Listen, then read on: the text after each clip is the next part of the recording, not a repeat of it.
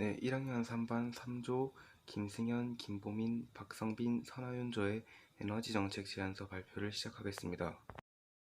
먼저 발전소의 종류에 대해서 설명드리도록 하겠습니다.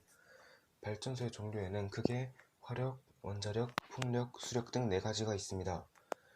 화력 발전은 연료를 연소하여 얻은 열에너지로 터빈을 돌리고요. 원자력 발전은 방사성 원소가 분열할 때 열에너지로 터빈을 돌립니다. 풍력 발전은 바람의 운동 에너지로 풍력 발전기의 날개를 돌리고, 수력 발전은 물의 위치 에너지를 이용해서 수차를 돌립니다.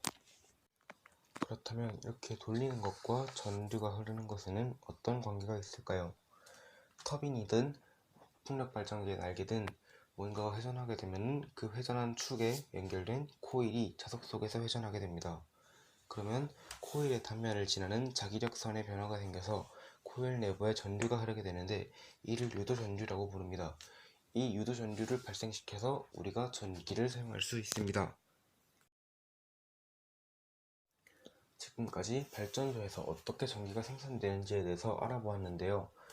그러면 발전소에서 생산된 전기가 어떻게 우리 집까지 도달하게 되는지에 대해서 알아보도록 하겠습니다. 발전소에서는 10kV에서 20kV 정도의 전압으로 전기를 생산합니다.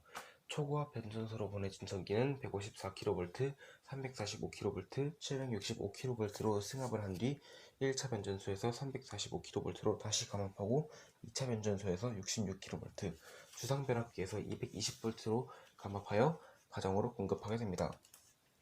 그렇다면 생산된 전기를 바로 220V로 감압하지 않고 승합을 했다가 다시 감압해서 공급하는 이유는 무엇일까요? 그것은 전력 손실에 대해서 알아야 합니다. 전력 손실이란 것은 발전소에서 생산된 전기가 사용처까지 도달하면서 전선을 따라 이동하게 되는데, 그 전선에서 발생하는 저항으로 인해 전력이 그만큼 손실되는 것을 말합니다. 이 전력 손실의 양은 저항 곱하기 전류의 제곱으로 구할 수 있는데요. 그렇기 때문에 전력 손실을 줄이기 위해서 저항을 줄이고 전류를 적게 흐르게 하면 전력 손실을 적게 만들 수 있습니다. 이때 공급되는 전력은 전압 곱하기 전류이므로, 공급되는 전력을 똑같이 하고 전압을 높여주면 공급되는 전류를 줄일 수 있겠죠. 그렇다면 전압을 높일수록 전류가 줄어들고, 그에 따라서 전력 손실도 줄어드는 것입니다. 그렇기 때문에 전력 손실을 줄이기 위해 전압을 승합했다가 다시 감압하여 가정에 공급하게 됩니다.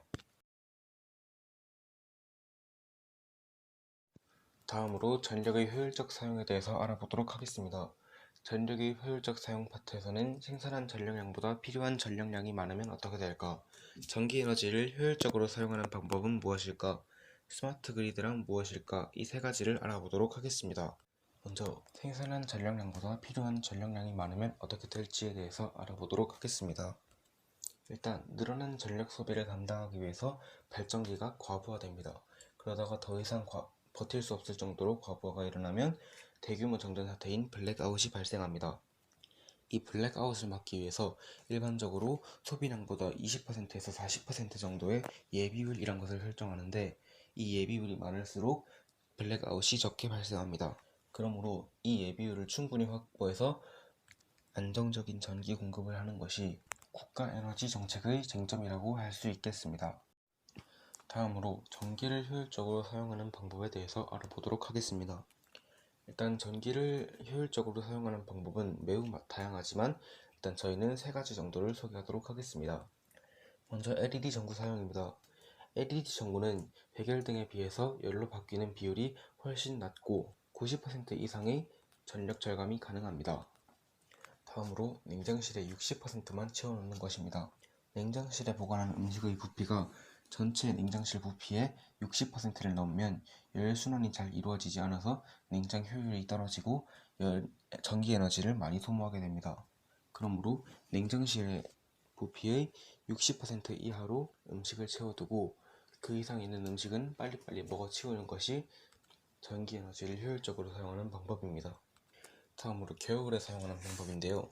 냉기를 차단하는 것입니다. 문풍지를 활용해서 문틈을 막고 에어캡 등을 창문에 붙여서 단열 효과를 늘리면 같은 에너지를 사용하여도 더 높은 난방 효율을 이끌어내고 더 적은 전기 에너지를 사용할 수 있습니다. 스마트 그리드란 똑똑한이란 뜻의 스마트와 전력망이란 뜻의 그리드의 합성어입니다. 전기 공급자에게 소비자의 사용 패턴을 제공해서 효율적인 전력 분배를 이루어지게 하는 것을 말하는데요. 예를 들어 우리 김천에서는 주중에는 사람들이 김천에서 머무르다가 주말이 되면 서울로 올라가는 경우가 많으므로 주말에 비해 주중에 전기 사용이 몰리게 되는데요. 이를 분석하여 주말에는 전기를 생산해서 아껴놨다가 주중에 많은 전력을 공급하는 것이 그 예가 될 수 있겠습니다. 마지막으로 사회적 쟁점에 대해서 알아보도록 하겠습니다. 우리 지역의 사회적 쟁점이라고 하면 열병합발전소를 꼽을 수 있겠습니다. 이 열병합발전소가 문제가 되는 이유는 연료를 봐야 하는데요. 유연탄, 중유 등은 84%나 사용하는 반면 도시가스는 16%밖에 사용하고 있지 않습니다. 이로 인해 과도한 미세먼지 배출이 지적받고 있습니다. 열병합발전소랑 화력발전소의 일종으로 연료를 태워서 열에너지를 얻을 때 보통 물을 끓여서 얻은 수증기로 터빈을 돌리는 경우가 많은데 이 열에너지가 100% 전기에너지로 전환되지 않고 일부 열에너지가 물에 남아서 온수를 형성하고 있는 경우가 있습니다. 이 온수를 지역난방에 사용하는 것이 열병합발전소입니다. 우리 모둠의 정책 제안은 다음과 같습니다.